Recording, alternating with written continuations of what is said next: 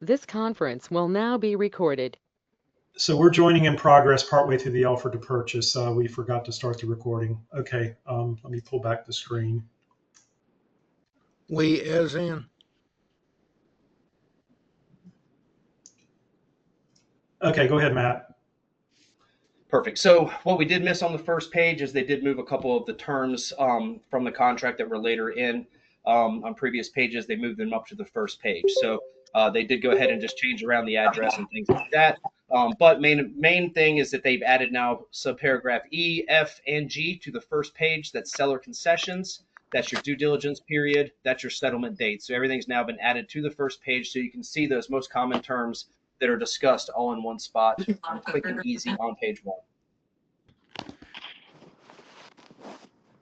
Scrolling down, earnest money deposits. Just if there's a dispute, just know this is nothing new here. But the whoever is the escrow agent, whoever's holding the earnest deposit, does have the right if there's a dispute to go ahead and send everything to the court. I believe 90 days is what the rule is on that, but that just states that they do have the ability in the event of a dispute. And then under the effective date subparagraph J, it does discuss 6A and references that for remedies in the for untimely or dishonored funds. That's related to your due diligence or your earnest or either your initial earnest or additional earnest money. So we'll get to that paragraph here shortly. Scrolling down, the next would be surprise, surprise, attorneys do closings in North Carolina. So they've just put that in there. What you'll see is that the fact that we lost 3 pages on this document, it's all because those warning boxes and the note boxes have all been taken away, and they've now all those items have been included now into our contract as paragraphs. And this is an example of that. This used to be a box that would be a note or a warning to the parties involved that attorneys do our closings. Special assessments, responsibilities. This is now referenced in 6B and 8K, so we'll get down there in a little bit. And then when it comes down to fixtures and exclusions, you will see once again they've gotten rid of some of the warning boxes, but they do now have that wording in red. So if it was in a box before and it's important, they've now put it in red. This basically says that do not assume that an item is or is not included based on any advertisements or MLSs or anything like that. If it's not in this contract, it's not in this contract. So that's not new wording. Again, it's just reformatted, used to be into a box. Everything below that's highlighted when it comes down to the fixtures, all the bullet points and things like that. Last year, when they updated, or one of the most recent updates in the last year of the listing agreement, reformatted all this. And so what they've done is just taken this offer to purchase to now match what the exclusive right to list looks like as far as the what's a fixture and what's not. Scrolling down a little bit, you will see under items that are leased and not owned, they do have in here that any items that are leased or not owned that the seller wishes to convey under certain conditions. For example, if the seller wishes the buyer to assume a fixture loan before conveying an item, should be addressed in an attorney drafted addendum after discussing with the lender. Mainly, we're probably talking about solar panels here, but that's a thing that if a seller expects the buyer to assume the loan on any type of items that they have on the home, such as panels or something along those items, then it does need to be addressed as an attorney drafted addendum. Keep in mind, us as agents and licensed realtors cannot draft any addenda on the offer to purchase. Under personal property, same wording. I believe this was a box before, but basically, if you're putting more than a refrigerator on there or some of those kind of common items that you would see under personal property, anytime you're adding anything outside of that, just consult the lender. They did, over the last few years, add a bill of sale under standard forms and zip forms. Or .loop if that's what you're using. So you may want to use that for some of the other things if you're asking for furniture or anything like that. But just always consult with the lender, and this is just asking the buyer to do so. One thing, Matt, too, just above that, it's not a change. I just want to highlight it. Buyer may continue to investigate the property following the expiration of the due diligence period as allowed under paragraphs 4 and 8C. So some agents don't understand this. A buyer can continue to investigate the property, continue to have inspections after the end of the due diligence period. That's not a deadline for doing inspections. Correct. And that was a box before. And so once again, now they put the red lettering there in all caps and everything like that. But yes, due diligence can be done at any point in time throughout the transaction. And they're just letting the buyer and the seller know that. Under the loan section, they went ahead and put in asterisks, or excuse me, italics, there is no loan appraisal or contingency in this contract. Once again, that was a note before. Craig, we're here in 4A. Yeah, I found it. Um, Sorry. yeah, all good. So therefore, buyers advised to consult with their lender prior to signing an offer to purchase, and everything like that to give sufficient time for the loan process. So they're just reminding everybody that there are no contingencies in this contract. We are a due diligence state, and so anytime that you step into a contract, please consult with the folks around to make sure that you have enough time to be able to proceed with the transaction. Under 4D, just a couple highlights there. What they've done basically is just added a couple of sub paragraphs of I and II, basically just saying that, look, properties are being sold as is. That's always been in there. The seller is not required to engage in any negotiations, and the buyer is strongly, they've added, advised to make any requests as far as repairs and improvements in sufficient time prior to the due diligence, mainly saying if you're last minute, you send the day of, you may not get a response from a seller. So make sure that everything is done with plenty of time to be able to allow for a negotiation. Under 4H, you can see they've gone ahead and made the red lettering there in all caps that, constitutes the acceptance of the property in this existing condition unless provision is otherwise made in writing. Once again, that was a box as well. So that's now just been changed to be able to just be that paragraph.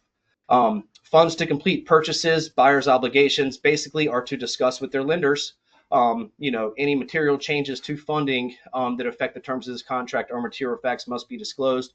What they're doing is they're encouraging folks right now that if you have conventional lending or if you have cash as something that is on your offer to purchase initially, and then you come back the next day, which has actually happened yesterday to one of our agents, and try to ask for a VA or an FHA loan, the seller doesn't have to be able to agree to do that because obviously you have materially changed the type of transaction based on the fact that there could be, appraisal items involved, there could be repairs and things like that. So what they're saying is that if you know that you're FHA or VA, go ahead and ask for it right now. Changing it does not mean that the seller will agree to do so. And then under cash, they're saying the same thing. If you intend to do a new loan, make sure you have the cash. If you intend to do a cash purchase without a loan, make sure that you have the funds necessary to be able to do so. You can change if you select the cash and the buyer decides they want to, get a loan for this, that's fine. But just keep in mind, we're a due diligence state. There are some dates and things like that they would have to meet. And so as long as the new loan allows that to happen, that's great. If not, then the seller has the right to terminate and keep the due diligence funds. Hey, Matt. Yep. This is Angela. In cases where the buyer is using, for example, North Carolina housing or getting some type of down payment assistance, must we include that as well in the other funds section? Yes, Okay. that would be under other funds. That would be under loans, the third box down. And then I would go ahead and disclose there. Also, be very, very, very in touch with your lender on this one. Ask them to be, very open with any recent transactions that they have done, just because we do know that these sometimes are taking longer. We know USDA loans do the same. So just best friends with your lenders is all you want to be able to make sure that you can meet these dates and not harm your clients along the way, as they do have funds at risk throughout every type of situation. But disclosure, disclosure, disclosure. It makes the transaction easier. If you did have an issue where you didn't disclose and you needed to extend, listing agent may not be willing to do so, or the seller may not be willing to do so. But if you were upfront and said, look, man, we're close. We're close on this. This North Carolina housing is holding us up. If they knew it up front, you probably have a better chance of getting that extension than what you would without disclosing that. When it comes to other properties, they have now taken this. It used to be a box as well. This is paragraph B right here.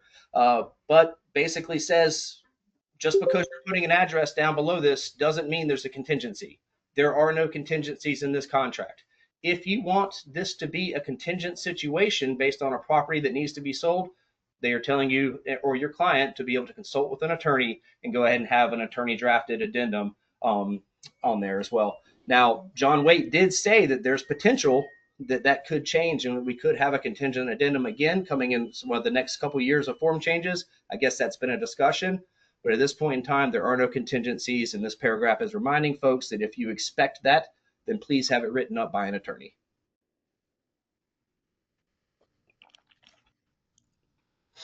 Scrolling down to the mineral oil and gas section, basically they've just added this one part that in the event that there are any severed mineral oil rights, just go ahead and consult with an attorney prior to signing this contract. Paragraph 6A is, as discussed earlier, this used to be up towards the top, but now this is in discussion with as far as untimely funds or dishonored funds, meaning that your check bounced when you wrote due diligence. So with this in mind, basically everything stays the same. If for some reason a seller does not get funds in a timely manner, then they do still have to use a form 355, demand those funds, and then they have the buyer would have to have one banking day to be able to produce those funds. And if they can't do so, then the seller could then terminate after that hour. So all this reads the same. It's just been moved. And so just make sure that, the other item that was added a few years ago and is still in here too, that if due diligence is not paid and there's earnest money listed on the first page of the contract, the seller would be entitled to both due diligence and earnest money if it was not given in a timely manner. So just keep that in mind for your buyers as well. Nothing has changed. It's just moved.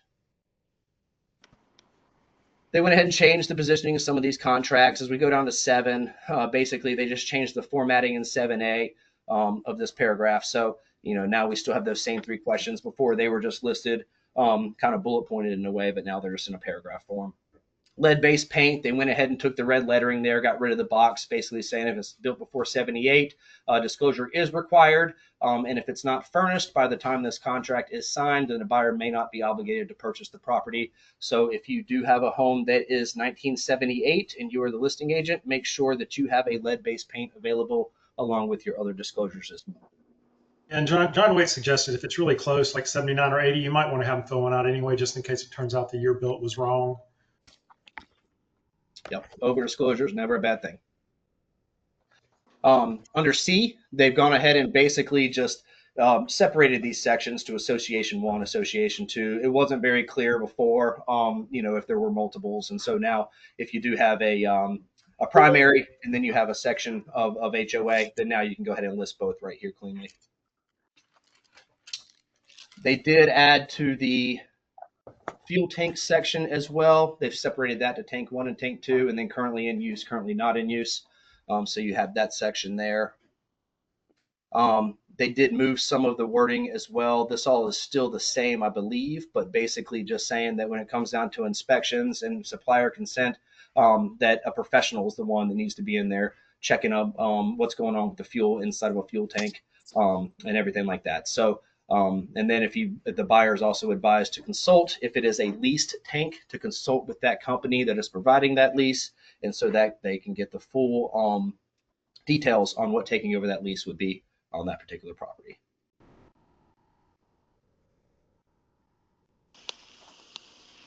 Scrolling down to 8E, settlement deliverables, basically right here.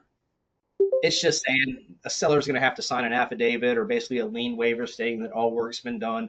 All work that's been completed on the property in the last 120 days has been paid for. That way, no judgments conveyed with the property. And then they may also have to sign a non-foreign person addendum as well. And that's just something that is going to be in any type of closing attorney's seller package. So nothing changes there. They're just letting them know that that is the case.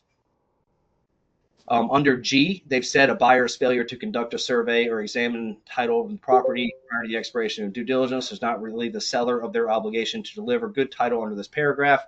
If we all know surveys take a while, if it doesn't come back by the due diligence date, and we find out that there is something on there and it prevents the seller from being able to deliver a clean title, then it would need to be addressed, or it is something that just because it came past that due diligence date does not allow the seller to say that the buyer is in breach. They would need to remedy that issue in order to get to closing.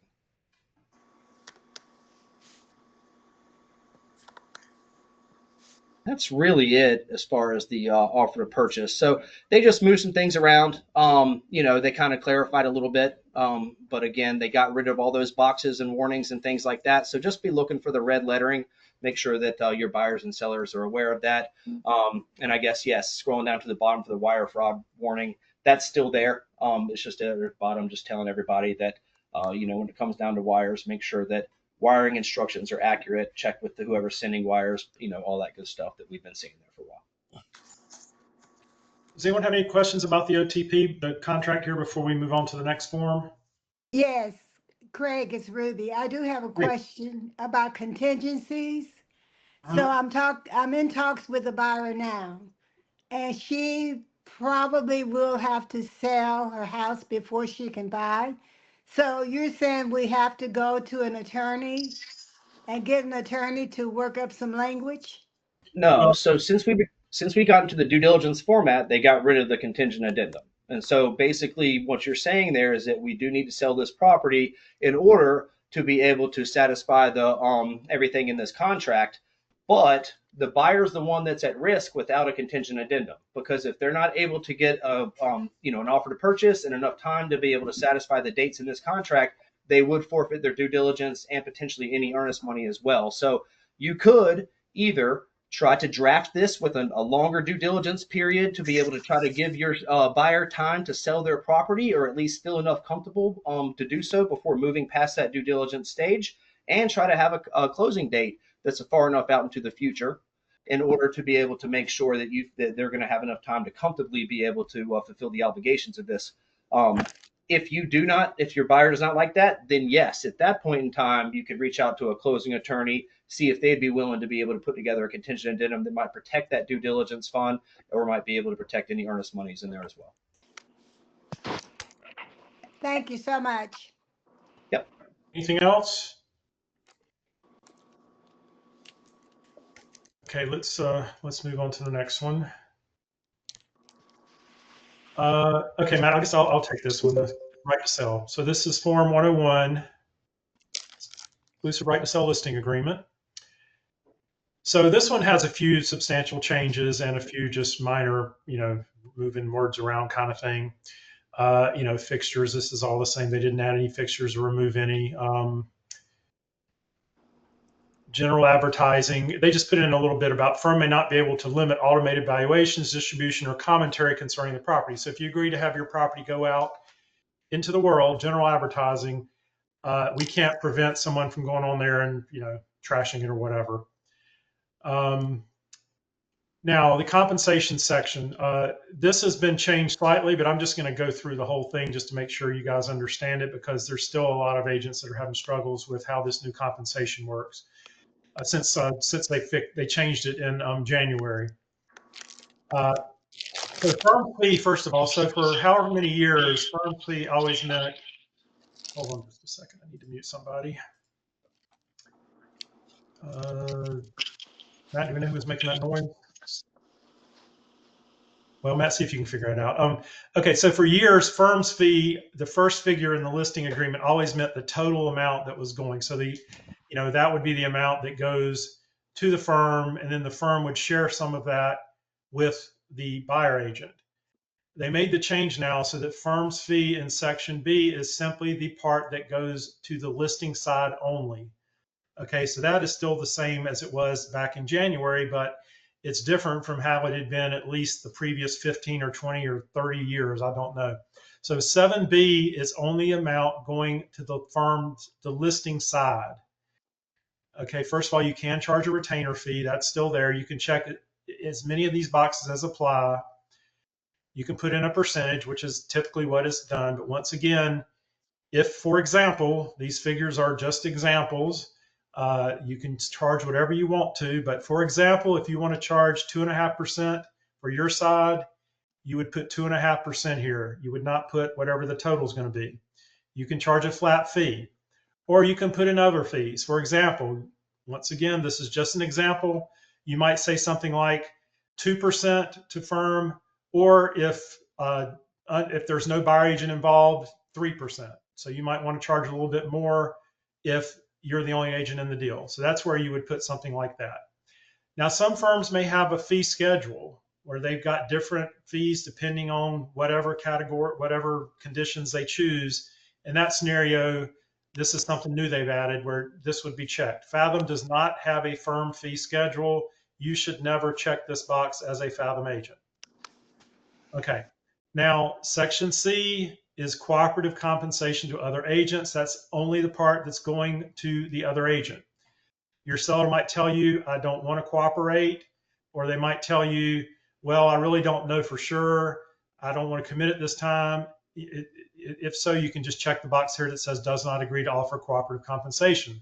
That does not mean that they cannot change their mind later and agree to provide compensation. If this is the case, you can just use a Form 220. First box is where the firm is paying. Now notice it says this will not be deducted from firm's fee because firm's fee is separate. That's just what is going to the listing side. So this would be in addition to what they've already agreed to pay up here. But it is going to the firm, then the firm will distribute that to the buyer agency. You may just have it come directly from the seller, in which case you would check this box and put in a percentage here, or it could be a flat fee amount. So either one of these can be flat fee or it can be percentage. One advantage of checking seller is there are some firms out there that do not want to cooperate unless you have it coming from the seller. However, if your seller wants it to be from the firm, they can choose that, and that other company will just have to change their mind because they cannot force us to change our listing agreements. Or there could be, once again, an attached policy. However, we do not have such a thing, so you would never check the third box. Now, the one change they made for D is they now have made it optional to put in the total cost. So previously, you would always put in a figure up here in B. You would put a figure in C. It could be 0, but you need a figure in C.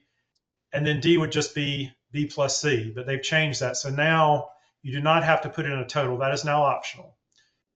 So you're putting in firm's fee, which is just the list side up here, whatever's going to a buyer agent, if anything, and total cost now is optional. But if you do put in a total cost, it does need to be a total, which means it's whatever's going to the listing side plus whatever's going to the buyer agency side. So any questions about that before I move on? Because I just want to make sure people understand that, because we've had a lot of documents I know I reject. I assume Matt does too, that don't have this quite right. Can you repeat the last part? The total cost, do you just add up the percentages? So total cost is now optional, so you can leave this blank. The reason they did that is because some firms, if they have their firm fee schedule, it gets too complicated to try to write in what the total cost is. But it's still optional. So if you do put a figure in here in 7D, it should be whatever's written in 7B plus whatever's written in 7C.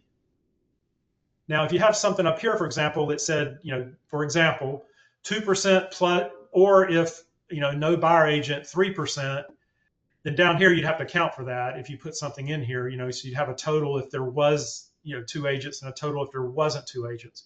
So it can get a little complicated. So once again, you can just leave this blank if you choose to.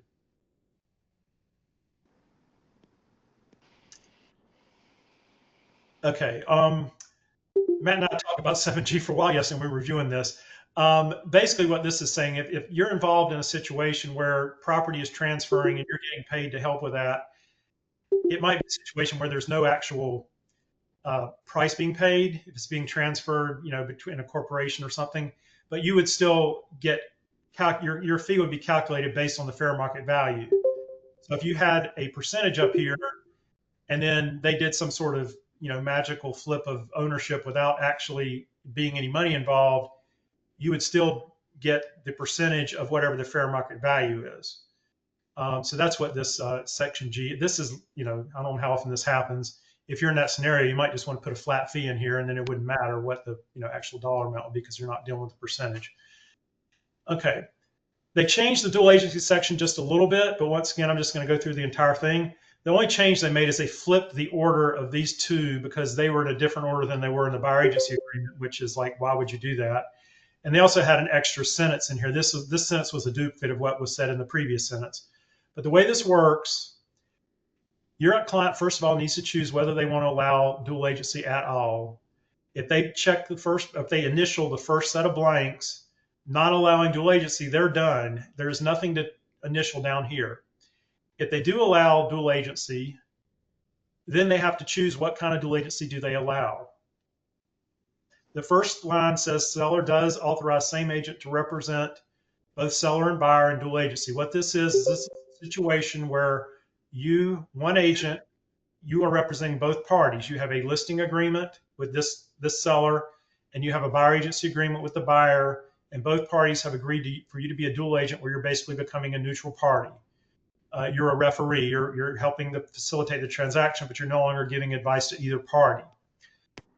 The second one is a very unusual situation that doesn't happen very often, but this would be a scenario where there are two different agents, or it could be more than two.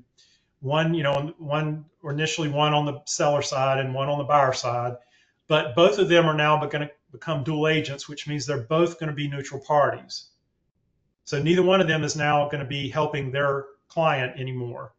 This would occur when a scenario where one of the agents has some sort of confidential information about the other party when they bring their client, and they realize that that other party expected that information to be confidential, but their fiduciary duty to their buyer does not allow them to not tell their buyer unless they become a dual agent. So both agents are dual agents. This is rarely going to happen. So most of the time you should have your client either initial up here, or in the third one, which is where they are authorizing dual agency. And when they authorize dual agency, what they're saying is, we do not want to have just one agent representing both parties. We want to have, but we were okay with dual agency, which means, agent A represents the buyer, agent B represents the seller, and there's a brick wall between them as if they were in different firms. So they're continuing to provide exclusive representation for their client. So any questions about dual agency? I just want to point out, in those first two options of dual agency, you cannot advise either party. Even if there's more than one agent involved, there is no advising of either party. And so in order for both clients to receive any type of advice from us, it has to be a designated situation. And you cannot, I've seen a few folks on the Working with Real Estate Agents, you cannot have designated dual agency without dual. So even on Working with Real Estate, make sure that if you have designated or any of these options on your listing agreements or your buyer agency, make sure that all three boxes are checked. Whatever the buyer or seller representation is, the dual and the designated. You can't have designated without dual. Yes, correct. And as far as this section, dual agency section, you really should try to convince your seller to allow designated dual agency. Why wouldn't they? We've got over 500 agents in the triangle. We've got at least 100 or so in the triad. And if you do not allow designated dual agency, you're basically shutting out all those agents from bringing a buyer. And why would you want to do that? So there's some scenarios where you do go ahead and authorize dual agency by one agent in the first blank, but generally that's going to be a scenario where you sort of already know who the buyer is. Maybe it's a family situation, and you're bringing in the listing agent just to sort of help facilitate the transaction. And in that scenario, yes, maybe they're going to be a dual agent. But most of the time, you do not know ahead of time that you're going to have a dual agent situation. So you should convince them to allow designated dual agency by initialing the second set of blanks up here and the third here. And also note, even though it's not bold, the number one here should be in bold. They can only initial one of these three. They cannot initial more than one. So just try to remember that, because we do still see errors in this section. Okay. Section 16, this is basically, this may have already been in a box, I don't remember. But this is basically just saying if there's going to be a service that the seller wants, maybe a pre-inspection or some other kind of professional service, that the seller is going to pay for it. Just because the listing agent goes out, unless the listing agent says differently, the seller is going to pay for it. So if you want to offer your seller services that you'll pay for, that's fine.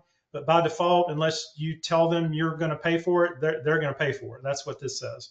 And also, it doesn't talk about buyer incurred inspection costs. That's up to the buyer to pay for. The buyer agent wants to pay for it. That's fine. But this is just talking about the seller's inspection costs. That's just a I want to add real quick. I know in some cases, I've heard, why do we need to have a professional services disclosure on a listing transaction? This is one reason. Because if you do hire any of these items and you now have that seller select this particular type of service, they are also saying that they're going to pay for it. So not only does it say it here, but now it also says it in professional services disclosure as well. Yep, correct. Okay, any questions about the listing agreement? Really, the two major changes were in the in this dual agency section and also in the compensation section, and those weren't really that big. So this one doesn't have any major changes. Any questions? Okay, the next one we are going to look at. If you want, Craig, I can do the agreement to amend real quick. I can do the estimated. Sure. And Oh, yeah, I skipped that one. Oops, sorry. All good. I'll do the next three though, just because the first two will be quick. Okay, let me pull up the agreement to amend. So here's the quick answer on this one. They added that one paragraph where you can remove now a buyer or a seller. So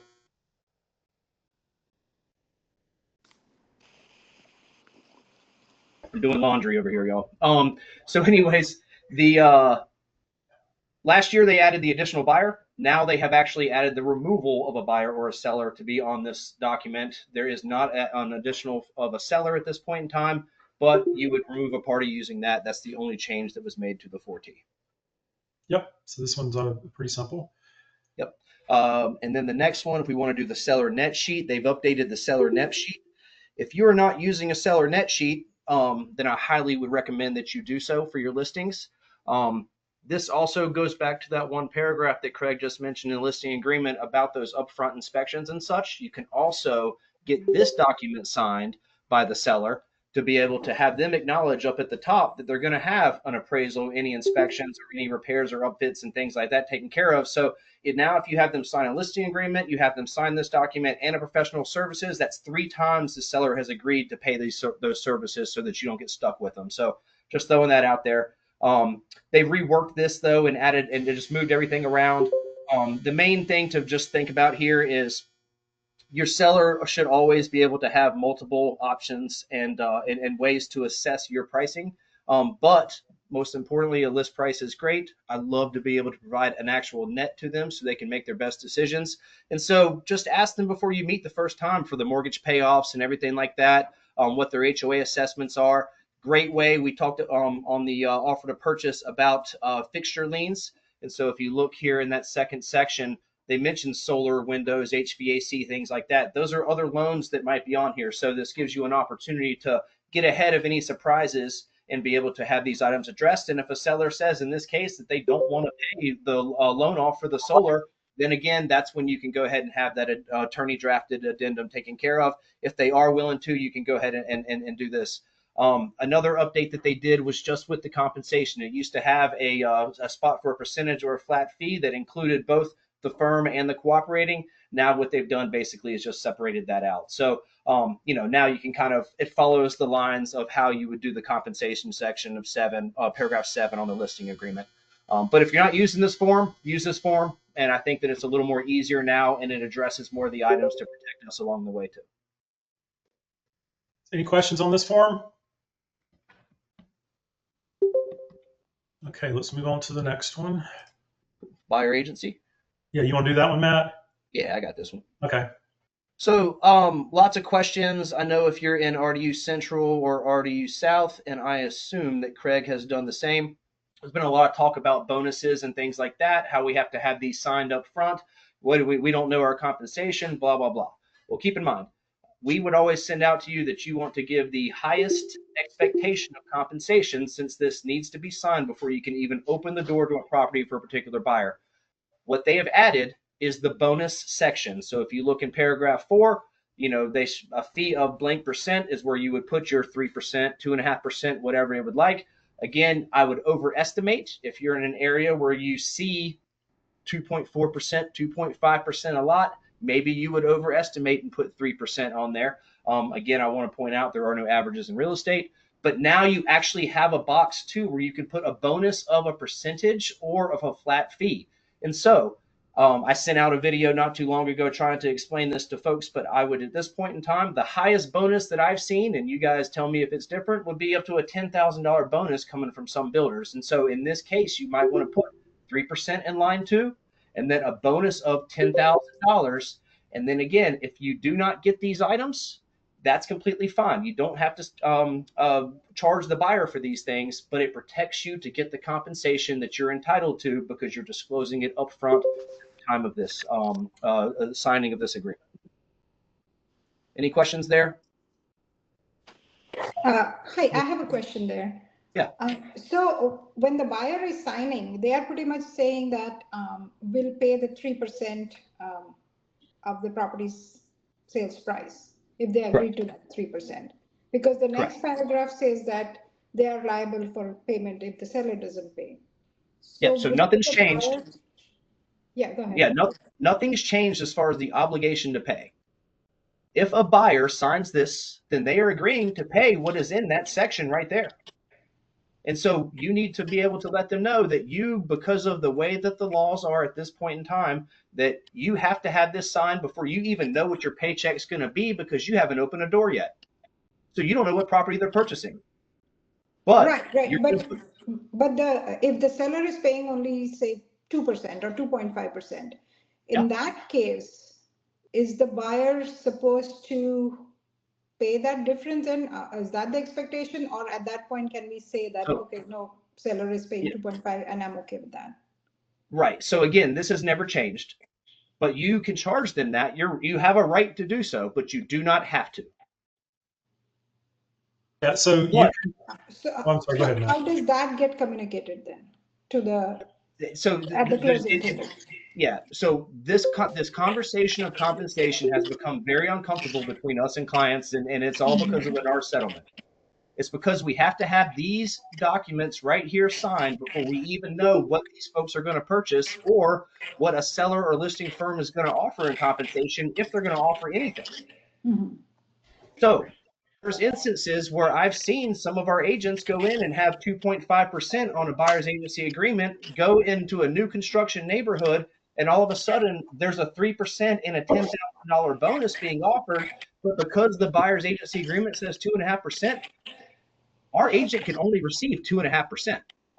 Yeah, it happened to me. I mean, correct. So upfront that's conversations with our clients should be that because I don't know what we're going to wind up putting any offers on or what property is going to work best for you or what scenario is, to protect myself and my firm, I have gone through and put a potential of 3% and a potential of a bonus because this is something that's common in some of the new construction neighborhoods at this time. And then you can sign it and you can move on and you can go start selling properties. If it makes your buyer feel better once you find that property to amend this and you bump into a spot where the 220 only says 2.4%, you can easily come back and amend this first page to 2.4%. Oh, okay. But what you would not do is take your 2.4% and amend it up to 3% and a $10,000 bonus. Does that make sense? Yeah, that makes sense because that's what I was wondering. Like, I mean, why would the buyer agree to paying 3% upfront when because if you have trust with your buyer, you can say, I'm not going to charge you more than what's going to happen on a 220. However, if you showed them 65 properties and then the one that they wound up wanting to put an offer on wasn't offering any compensation, you've protected yourself. Or if they want to offer 0.5% and you put all that time into it, you've now protected yourself to say, you know what, you agreed to pay me 3%. We've been working together for 1.5 years, and I've put 600 miles on my car just driving you around. This allows you to get compensated. Mm-hmm. Yeah. Okay. We have to consider the worst case scenario and the best case scenario for us up front, unfortunately, and communicating that to the buyer it's a tough conversation to have, but just be honest with them. Yeah, and I would just add, this is entirely up to you. Fathom lets you run your own business. But if you have a buyer who just absolutely refuses to sign and you're willing to, you can use Form 203, which is a non-exclusive buyer agency agreement. And there is a box in there which you can check, which says that you are not holding the buyer responsible for paying your fee. And if you want to start working with someone on that, with that sign, and then once they get your trust, you want to switch them over to a 201, which is exclusive, you can do that. But that's entirely your decision. Talk with your district director more if you want to have some advice on that. But that is one way to get around an issue if you just absolutely have a buyer who doesn't want to sign and you still want to work with them. You have the choice to, you don't have to work with anyone you don't want to work with. So that's another option. Okay. Okay. So we had a couple hands raised. So Alex. Thank you. This may still be in this new form, but if it's not, are you allowed to click other specific amount and put in there that you will first seek compensation from the seller before going to the buyer, or are you allowed to put something that says, the percentage, like a fee of the percentage of the property's gross sale? Like, are you allowed to put a range in there in the event, let's just say they're offering 4, but the house they choose is offering only 2.5? Or is that going to be in additional terms? Well, I mean, unfortunately, ranges are not allowed. Okay. And so for us, that's why the overestimation is there. And if you look at 4B, that discusses that the firm will seek compensation from a seller or listing firm to pay some or all of the fee due to this agreement. But the buyer understands that neither a seller nor listing firm has a duty to pay. So to add that under a other specific amount is redundant. And so that really shouldn't be there either, to be honest with you. Okay. And then as far as like the bonus goes, I might have missed it. I'm sorry, but did you say what like minimum amount to put in there? No, I said maximum amount to put in there. Or maximum amount? Yeah. You say? So I would go with the highest that you've seen. And this is when like the Facebook group is a beautiful thing for us. And if we pay attention to kind of like, if anyone goes out there and they see that a particular builder is offering some type of bonus, put it out there. The most that I've seen is Lennar transactions over the last few months. We're offering up to 10,000. I think there was a couple other builders out there that might have had a $10,000 bonus in there too. I've seen some $2,000 bonuses coming from builders. So at this point in time, if I was completing this form for you to go out looking at properties, I know I would put 10,000 in there right now because that's the highest that I've personally seen. But if there's any others, yeah, let's all rely on each other so we can protect ourselves. But then, and again, this may be when you scroll down, we can see the rest of it. But sometimes for buyers, when you're going through each of these, even if you're like explaining everything to them in layman's terms, like clearly it's written out under 4B. But if they feel more comfortable with you putting something like in the additional terms that's just is redundant, unfortunately, that we'll seek compensation from the seller first in the event that a seller is offering a bonus. That's why this box is checked. But you, buyer, will not be responsible for both the fee, percentage, and bonus. Like, if that makes them feel more comfortable, are you allowed to put that still there? I would say if you were going to do so, I wouldn't do it in paragraph 4. I would do it in 12. 12. That's what I was getting at when you go down on the buyer agency, if that's still there. Yep, additional terms is still there. And I would definitely put it there. But look, again, the compensation conversation has become so uncomfortable nowadays, which is great because it's our disclosure, right? But at the same time, if it does make them feel warm and fuzzy, that's okay. If you need to say, hey, if once we find that property, if the 220 doesn't match this, then I will reduce it so that you feel at that point in time, and you can have them initial your fee from 3% down to 2.4 or 2.5 or whatever not, and you can do all these items. You just can't go up. And so, yeah, if it makes them feel warm and fuzzy, just be careful though to protect yourself. And because if you go overwork, if you word this too much, and they wind up loving a property that they're not offering compensation, your wording can keep you from getting paid. Okay. Yep. I just wanted to, kind of like back to over disclose, like over explain agency and compensation and how that's paid, and if you feel better this time somewhere saying like, that you're gonna have to be responsible for the percentage that we've agreed upon, but I'm gonna seek it first from the seller. However, you're not responsible for the bonus. The bonus is only a disclosure if it's given by the seller in addition to. Well, right. But once again, and I understand with some buyers that, they want more detail. They want to feel warm and fuzzy. But the bonus section as added states exactly the way that we were telling everybody to fill this out to accept the bonus prior to them adding this. It says if offered and paid by a buyer or a seller. I mean, excuse me, by a seller or a builder. And so with that in mind, the obligation for any bonus is removed automatically by the wording that's here. That if you disclose there's potential for one, the buyer's not on hook for it because it says if offered and paid by a seller or a builder. Got it. Okay, Now, perfect. I'm not an attorney, but that's enough that I would say to relieve that kind of stress that the buyer Yeah. might see when they see $10,000 right there. Okay, cool. Thank you. Yeah, of course. Peter, I think you can go next. I'm not sure what the order was, but we'll get them all. Yeah, thanks. Thanks. I think you may have answered my question, but I just wanted to remind that so I'm already in the contract, and the builder is offering a bonus, so I have to do an amendment, I would assume now, to get that bonus. So I guess that's my next step. But yeah, I don't like to put No, words So in my guys, contracts because it's like rewriting the contract, and I'm not an attorney. no, So but Peter, I have a problem with that statement though. When they updated this buyer agency agreement last, we are not able to increase our compensation.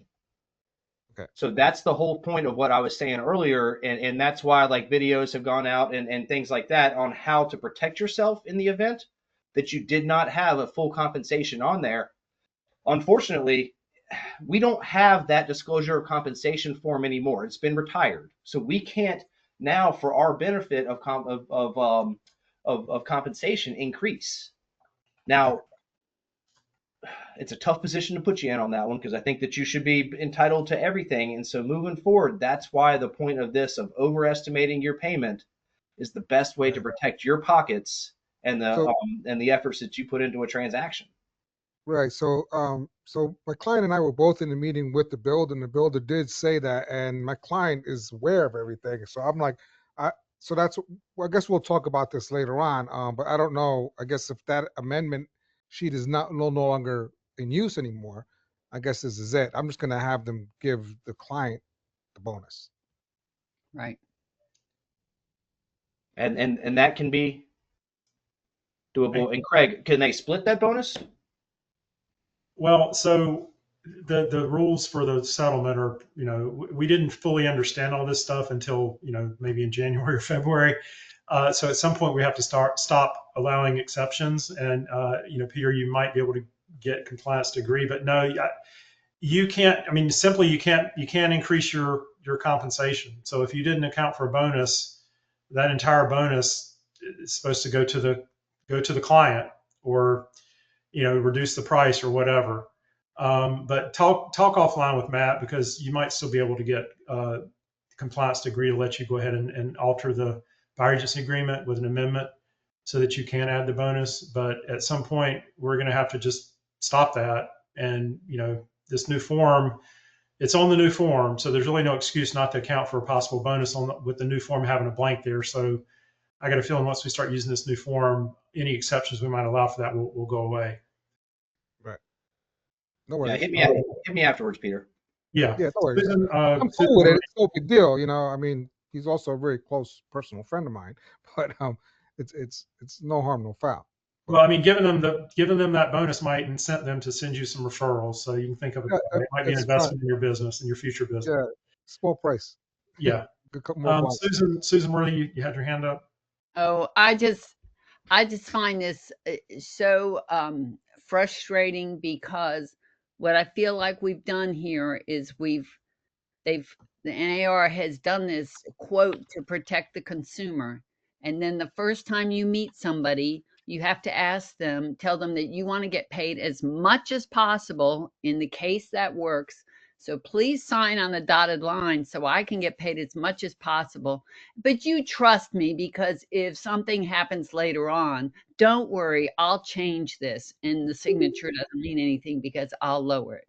I just think we are set up. I mean, it is just making it so hard to develop trust with someone you don't know well. I mean, I can explain that to my friends, but to someone you're meeting and you're trying to explain this, and you're trying to explain that the new NAR rules are to protect the consumer, but I want to get paid as much as possible. I'm sorry. I'm just so frustrated with it. Well, and that's why you can run this however you would like, right? But like what just burns me up, because I do feel that we all work hard enough to be able to receive what we're fully entitled to. And so because we have to just guess, if we put 2.4, 2.5% on there and you bump into a 3% or a bonus and it burns me up that you can't receive it. I agree that this does not put us in the best position, but at the same time, this is an opportunity for you to be able to build trust with your folks. This But is an trust, opportunity for you to be able to protect yourself or handle it however you feel best. the thing is, what you're saying, you're not building trust. You're saying, wait, don't worry, trust me. Because if it's not that much, I'm going to lower it because I'm not going to expect you to pay me the But difference. Well, guys, it's always been this way since the buyer agency in North Carolina was done. I mean, back in the day, like, so as a Wake County agent, back when, back in, the mid whatevers, 2010s, whatever, when Durham was a 3%, a lot of times you would see on the MLS, and in Wake County, you'd see 2.4.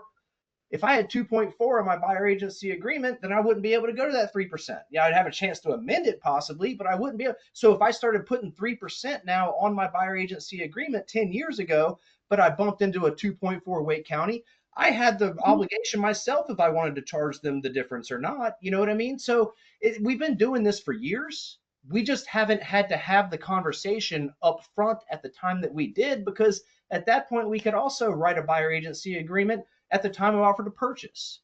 So I hear exactly what you're saying. I believe everyone on this call and everyone with a real estate license has issues with some things. And these over the years may get a little bit easier and more defined and everything like that. But right now, you can complete this the way that you feel most comfortable, but you have an opportunity by them adding this bonus thing that was not there on the previous version that came out in January that does protect us, and the wording protects us as well. So truly the only conversation that you have to have is if you're bumping up your percentage slightly in that second line of paragraph 4. Yeah, guys, so we need to probably take this part of the discussion offline. Susan, I'd be happy to follow up with you on this. Is there any other question? I know we've got some raised hands. If you want to sort of keep going on this topic, we need to just do it another time. But does anyone have a different kind of question? Laura, I'll start with you. You got your hand up. We can also add a lot of these Oh, Q&As yes, at hi. the end. Can you hear me? Yeah, sure. Go ahead. Okay, yeah, I joined about 6 or 7 minutes late, and so I just noticed as I'm pulling up the forms in zip forms, they're not matching what you're showing. So are they available to us yet? No, the new forms aren't available until July 1st. So you'll see them Okay. in starting July 1st. And there was a process that I figured out years ago how to get the highlighted forms, I think through NAR. Will you be There able to was an email. Yeah, there was an email that came out a while back from NC Realtors. I don't know the exact date of it, but look back and see if you can find that. It does have it. If not, we can forward you the email. NCRealtors.org has it on there as well under the form section. NC Yeah, okay, Justin. Realtors? Okay. Yeah, ncrealtors.org. Just log in there and you can find it.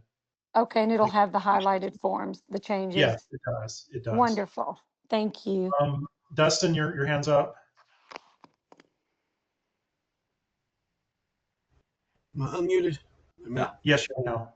Okay, there it is. I'm just gonna go back to that what we just got through talking about real quick, just to make an example. So since I'm from Wilson, I understand what everybody's talking about. And the reason I say that because I have seen and have to dealt with other realtors around Wilson County. And I don't know how it is completely in White County, what y'all run into. But we've got Dix and other realtors around here. We would have to beg for our commission. We'd bring in like a real good offer, what they wanted, and we'd have to say, hey, can I get 3%? Nope, you're only getting 2%. And I've seen them listed at 1%. You have the opportunity to get your buyers to pay what you think you're worth if they're listing agents. Well, I'm not talking about our buyers. I'm talking about the agents. that we have to deal with. Well, I understand, but what I'm saying is if the listing agent is only offering 1%, you should find out that before you even show the home, and you tell your buyer, look, I'll show you this home, but Well, yeah, they're only paying 1%, so I need you to pay, whatever the difference is between the minimum amount you're willing to work. oh yeah, I had to do that, but I'm just saying that. I mean, I've seen them on these high dollar homes, $500,000 homes, and the agent will only 1% or 2%. I understand. Okay, well, thanks. No, absolutely. And guys, this is why Form 220 should always be negotiated before submitting an offer. And then you go to your buyer and you say, you know what? They're only offering this. I've asked them to match what's on our buyer agency agreement. They're not willing to do so. And then now you can go back to your buyer and say, are you willing to pay the difference if you choose to be that type of agent? And if not, then you take the 1%. You know what I mean? Like, it's being upfront with disclosure, but 220 should always be discussed before showing a property and should be signed before submitting an offer, because it's a deal between agents, sellers, and agents about compensation. Let the terms of the contract come further. Yeah, Right. guys, I think we need to move on because we got a lot of stuff still to cover. If you guys still have questions about this specific stuff, just reach out to your district director and we'll take them offline. So Matt, you want to go ahead and move on? And I'll move on to one more section. And guys, we're on this call every Wednesday at 1:30. So like, these conversations we've been having for a while, and the shared experiences is something that benefits all of us. So, I love the number of folks that we have on here, but yeah, let's keep these conversations going on how we can protect ourselves and things that you're seeing out there, and, get advice from other agents, blah, blah, blah. So, paragraph 4C, they went ahead and just got rid of the mutual termination as being required. And basically what they've done now is they have moved that all the way down to this bottom section, so that it now matches. It's on 13 is what it is, paragraph 13. It matches what's in the listing agreement, but it says in the event of termination, the firm may require reimbursement of fees, costs, and expenses in addition to other remedies. The whole point here is that sometimes a buyer may say, I don't want to work with you anymore. This gives you the opportunity to tell them, hey, I'll terminate this contract, but I have put time into it. I have put expenses into it. I have done these items. And so it does give you the opportunity for reimbursement of fees, costs, and expenses. Of course, we also live in a world where disgruntled buyers and sellers sometimes don't want to do this, and they can go and, post things on social media and Yelp and whatever else all about you. So, read the room. But at the same time, this does give you an opportunity that if you break this contract based on a buyer's wishes, that you are entitled to reimbursement of fees, costs, and expenses. Yep. Okay. So that covers the buyer agency agreement. Let's move on. Pull up my email here. Okay, I'll take the termination one. So 350T is the unilateral termination. And they basically, I believe, just added, they added 12T to this. So it still has the same basic stuff. And notice these last two, where if you're basically assuming or alleging a breach of contract, or if a buyer is terminating basically without providing a reason, they strongly advise you to seek legal counsel before choosing one of those two options, because those are sort of outside the realm of the contract, and the attorney needs to give them advice on using one of those two excuses. But the check boxes are all still here that have been there before. Then we've also got, they did add those, whether the agreement for earnest money. right. So if the buyer wants to send the unilateral, you can now check the box that says they do not agree to release the earnest money to the seller. That allows the termination, but it still allows the open conversation of who actually is entitled to earnest money. Yeah, correct. And this was from the seller to the buyer. So this would be a scenario where the seller is terminating. So you've got, once again, check boxes for why the seller believes that they have the right to terminate. We've got two here where if it's because they think the buyer is breached, or because they're just terminating without wanting to provide a reason, then they're strongly advising you once again to seek legal counsel. And there's also a place here where the seller can agree to release the earnest money. So if the seller decides to terminate and they recognize that they should be releasing the earnest money, they can check a box, to indicate that, and then they sign it. Hey, Okay. Craig. Yes. Very quick question. I know it's not on this form, but I just want to know if there's anywhere. So, due diligence is non-refundable unless, of course, the seller is in breach. I recently had a situation where the seller is in breach. He cannot produce clear title because he took out a bunch of COVID loans through HUD and didn't disclose those to his agent or the closing attorney. So when we got the settlement statement, he owed an additional $40,000 that he doesn't have to close.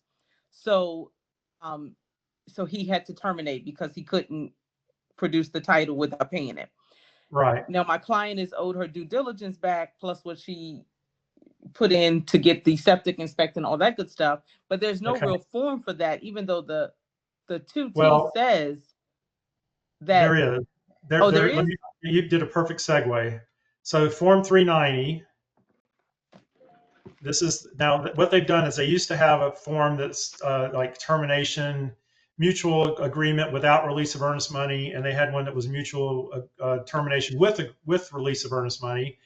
And some minds got together and said, well, why don't we just make that one termination form, which they've done, which is now 390. So this is what 390 looks now. And in here, Section 4, you can indicate buyer and seller do or do not agree on how the earnest money should be dispersed. If they do agree, then you put in right here, how much does the buyer get? How much does the seller get? Now, if they do not agree, then basically we've got, legal stuff, court proceedings, etc. Clerk of court might get it. Other terms, for example, refund of inspection costs or due diligence fee. So this is where you can put that in. Now, Matt, you said that John Waite made a comment that this isn't the best place to put it, but I don't know where else you would put it. Did you get any more clarification from that?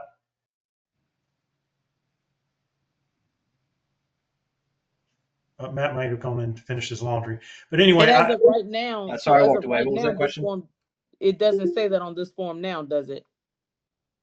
I don't think so. I don't recall. No, Matt, you said that John Waite made a comment that this might not be the best place to put a refund of due diligence. Did you get any clarification on that? Yeah. So when John Waite gave his example, basically what he was saying is this should be used for a final agreement. So in your event there, Angela, obviously there's a conversation, right? You know the rights, your buyer, blah, blah, blah, blah, blah. You may need to bring an attorney in, yada, yada. But once you come to an agreement of what the seller will reimburse in that, then it goes on this document. Okay. So now if you can use it as a beginning as well. So if you needed to say my buyer wants all their expenses and you list them all out, because number 5 does mention due diligence fee as an example, and you can put any other, you could do that too, but just keep in mind that, that doesn't mean that you're fully terminated unless this is finally agreed to. So in order to fully terminate Webb and both parties agree to, the conversation should start before, and he gave the example just like a 220 would. Got it. That makes sense? Yeah. Okay. Yeah. So in other words, negotiate first, and once you've got the final agreement, because once you sign this, it's done. This is a termination agreement. So it ends all negotiation on what this might read. Okay. And then if there is earnest money being released, the buyer or the seller will sign to indicate that, or if both of them are getting some of it, both of them will need to sign. If the buyer's getting all of it, then the seller would sign to release it to the buyer, and vice versa. Okay, so they just made this a lot easier. Now there's just one form instead of 2, and it's really clear that you check whether you do or do not release the earnest money. Okay, let's see, what else do we have? Next is the agency agreement. Yeah, I'll take that one too, since I got a couple of real easy ones there. Okay. So what they've done with this is a situation where you're amending one of these up here. So basically either a listing or a buyer agency agreement, and they've got the various versions of those. It can also be a lease agreement or a right to lease agreement. Now what they've done is they've added some things. The extension was always there. You can change the compensation or firm's fee, or you can change the cooperative compensation. Now they've got blanks for those. Previously, there was just a whole bunch of blanks and you have to write it in. Now they've got check boxes. So if you're changing the amount going to the firm, that's the list side only, that 7B part in the Form 101, you would put it here. If you're changing the cooperative compensation, what is being paid to buyer agents, you could write that in here. So there's check boxes for that now. They also now have a check box for dual agency. So if the dual agency type is going to be changed, you would do it here. So for example, maybe your client had originally not wanted to authorize dual agency, and now a Fathom agent is bringing you a buyer, or your buyer wants to go see a Fathom listing. You can change the type of dual agency in this section to allow designated dual agency.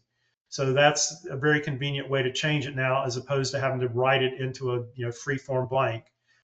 Listing price is still there, of course, and other amendments. So if there's other things you're changing on the agency agreement that don't fall under one of these check boxes, you would write that in here.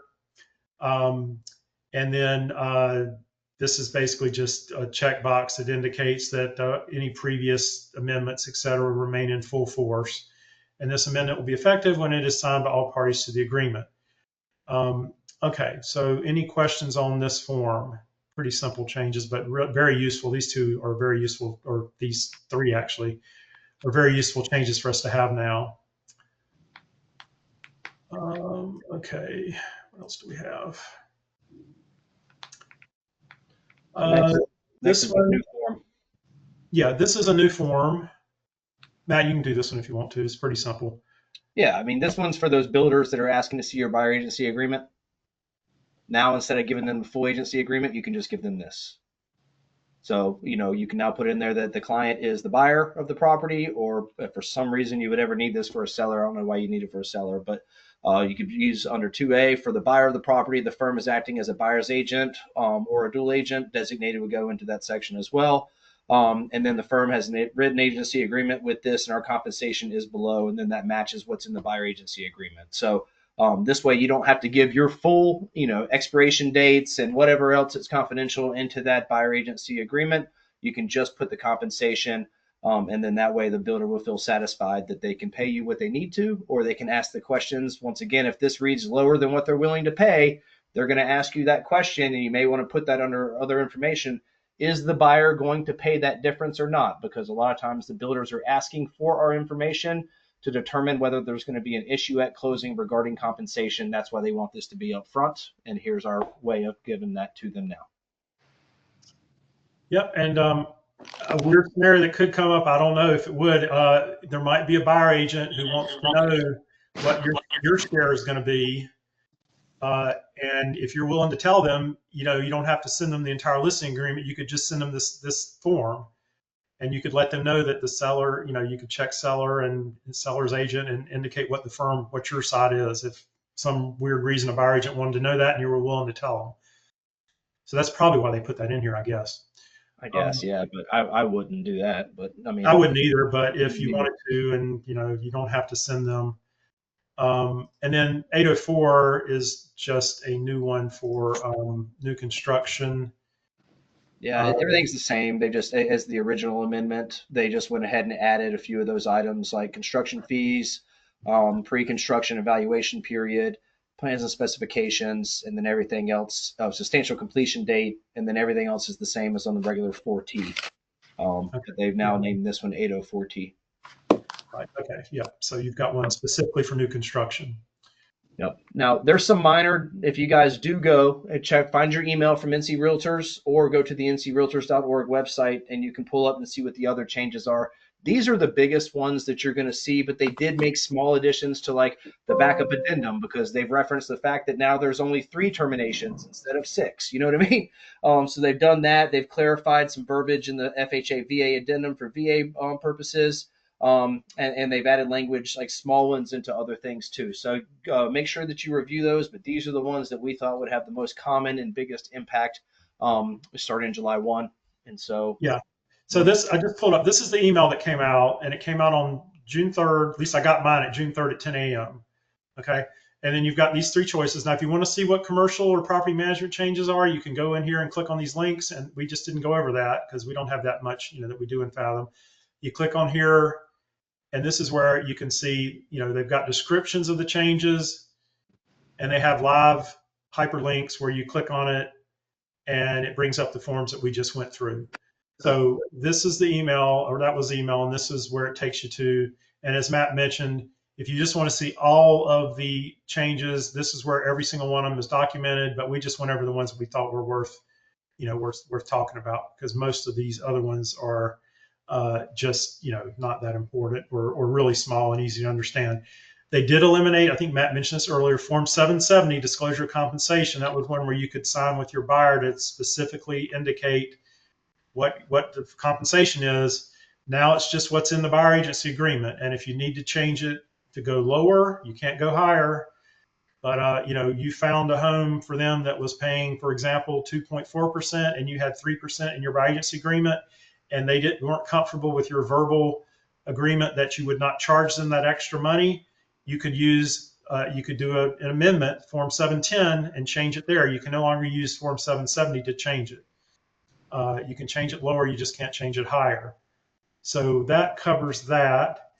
So that is the end of our show. Did anyone have any, let's once again not get into a big debate about the whole, how bad this is kind of thing. Let's have that for another day. But is there any other questions y'all had about any of the forms changes? I know, Laura, your hand's still up, and I don't know if you had a new question or just you never lowered your hand. And also, Dustin, your hand is still up, but you may just never lowered it. Does anyone else have any questions about any of the forms changes? I don't have any other questions. Sorry about that. Angela, are you talking? Angela, I think you're on mute, Angela. Okay, can you hear me now? Yes. Okay, great. So the forms are effective July 1st. Do we have to go for like buyer agency agreements or anything? Those that are already under agreement, but we haven't closed on a home, we don't have to go back and do new ones, right? They're good. Correct. Yeah, if it's already signed, then you're okay. And after July 1st, you have up to 60 days to be able to use the new ones. But obviously, I would go ahead and use the new ones because I do think these changes benefit us. Mhm. And so I'd go ahead and start using them as soon as they're available. But no, you don't need to update any current forms that you have. Perfect. Thank you. Okay, well, we appreciate everyone tuning in. We are recording this, and so we will make this available. Once again, if there's any questions you had that you did not get answered, please reach out to your district director, myself, or Matt, and we will be happy to answer them. And the agent mastermind calls we normally have at 1:30 on Wednesdays are a great place to just sort of talk to the other agents about, what all's going on and what kind of compensations are you seeing? Are you seeing bonuses from builders, et cetera, et cetera? So tune in there, or just in the Facebook group would be the other good place for having those conversations. So Matt, do you have anything to add? I think we're all set, man. Okay, well, I appreciate everyone coming, and y'all have a great rest of the day. Also, just stay cool because it's really hot out there. Talk to y'all later. Have a good day. How do I get a link to the agent mastermind? Peter, I'm calling you right now. Okay, Matt will get in touch with you. All right. Yep, calling you right now.